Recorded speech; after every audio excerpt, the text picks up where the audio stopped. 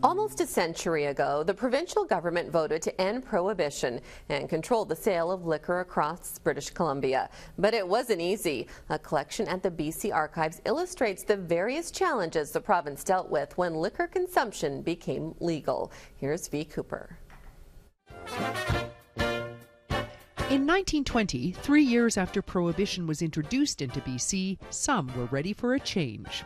There was a bit of a post-war depression and the government was in debt, and they took a look at how much money they made selling liquor and thought, if we controlled the sale of liquor, we could probably make a lot more money. And they did. A referendum was held, and on June 15, 1921, the government took over control of liquor distribution and promptly closed bars across the province. So there was no public drinking of alcohol. All you could do was go to a liquor store. They set up liquor stores around the province and buy sealed bottles of liquor. And this shows the interior of the liquor store in Nanaimo. Basically a counter, the alcohol on the shelves. There was a backlash, particularly among the veterans, who decided to create their own private clubs where members could come for a drink. The courts agreed with them. And the government responded by doing two things. One, licensing the clubs. And two, having communities vote on whether to allow a private beer parlor in their region.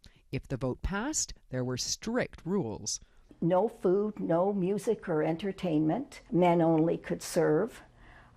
There wasn't initially a prohibition against women, but there was a strong moral sentiment against it. And you can see here that we have the women's side and the men's side. And so hotels, where most of these beer parlors were located, had separate entrances and sections, men and women with escorts.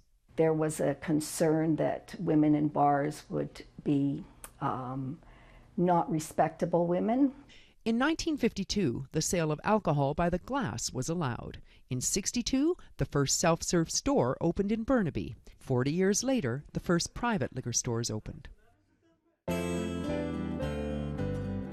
This Week in History, brought to you by the Royal BC Museum, bringing British Columbia's stories together.